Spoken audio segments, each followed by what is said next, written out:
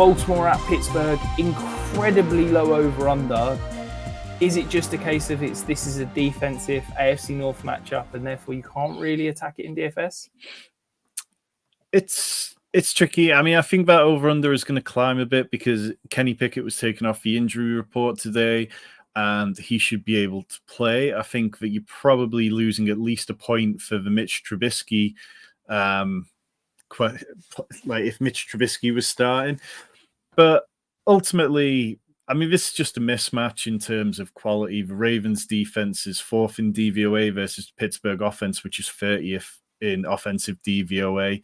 So it's a Ravens defense that's also getting healthier. Marlon Humphrey returned to practice this week. Marcus Williams practiced last week and almost played.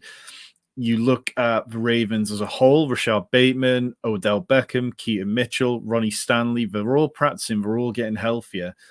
So it feels like if the Ravens want to go out there and lay the hammer down on the Steelers offensively and defensively, there's a reasonable chance for them to do it. You know, the Steelers have allowed 3 top 5 wide receiver finishes so far, 4th most fantasy points to the position. Really like Zay Flowers this week. Odell is going to have bigger games than he's had so far.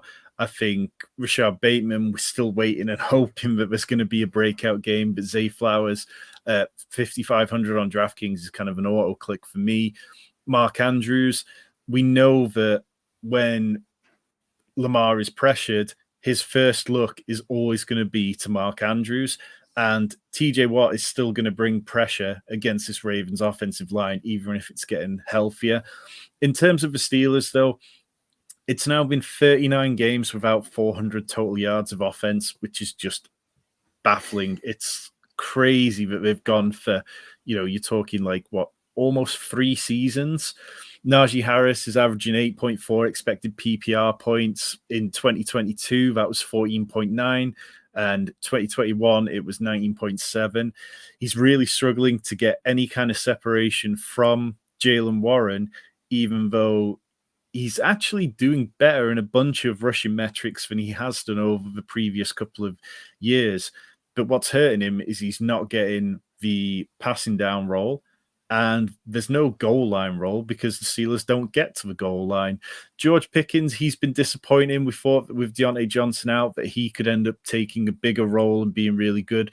But what we're seeing is it's just the same old story. He is an excellent contested catch player, but Kenny Pickett last week, he threw 63% of his first down passes behind the line of scrimmage. That resulted in 0 first downs and picked up none of them picked up over 5 yards.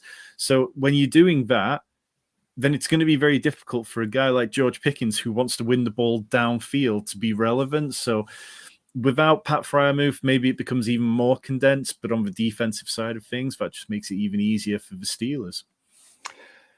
Ravens. It's just a matchup. I get that there's definitely some appealing players, but I feel bad about every single player, and it's one of these matchups that I just feel I can't attack at DFS. There's in your selecting lineups, yes, Lamar, Zay Flowers now, Mark Andrews, you've kind of got to plug them in.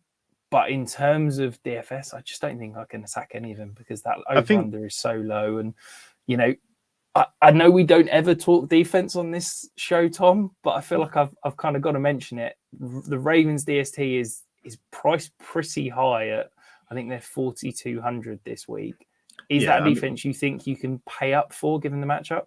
I don't pay up for anyone in DFS. I pay down for defenses all the time because scoring is so random at the position and it's easier just to pay down sometimes. But if from a DFS point of view, if you're looking to play any of the players from this game, it makes sense to just play one-offs. Say, okay, I'm going to take Mark Andrews and drop him into a lineup with a game stacked around something else, or Zay Flowers dropped into this lineup. But yeah, don't go heavy on this one unless you me, in which case I'll probably still have one Ravens stack.